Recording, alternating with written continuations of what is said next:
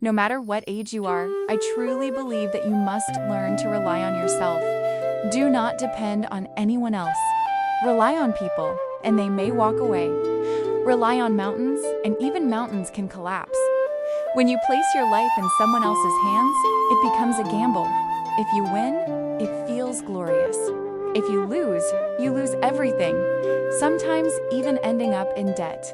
And the moment others turn their backs on you, you are left completely alone. Even in old age, do not expect to fully rely on your children, relatives, or friends. It is not because they are unfilial or uncaring, but because they have their own lives and countless pressures to carry. Only when you stand on your own can you live with dignity, inner strength, and self-respect. Those who constantly wait for others to save them will eventually fail. You are your own greatest benefactor.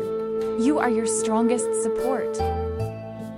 After the COVID pandemic ended, I started working at a new company near my grandparents' house where I stayed to look after the place for them. In fact, I had already begun job hunting during the pandemic.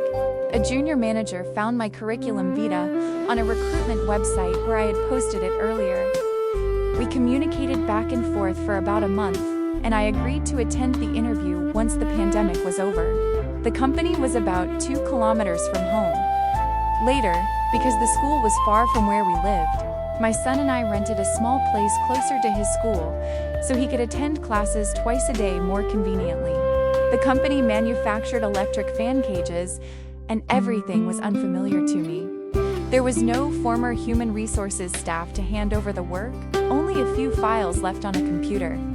The machines, the environment, and the working processes were all new.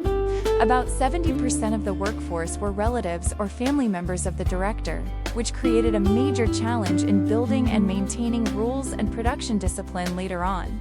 I spent the first 2 weeks learning while working, understanding each production process, studying HR materials, and walking through the factory floor 7 to 10 times a day to observe the production lines. I learned about the workers, the workflow, and how different departments handled each stage from raw material input to finished products, including quality control and returned goods.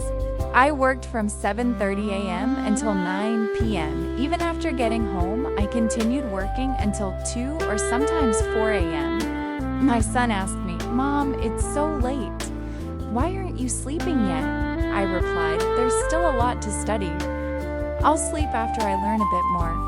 After all that, I had only grasped about 40% of the company's operations. It was slow, far from enough to manage human resources effectively, but I understood one thing very clearly. If I didn't carry the load myself, if I didn't learn and endure, no one else would do it for me. Thank you for watching my video. I wish you peace, joy, and happiness in your life.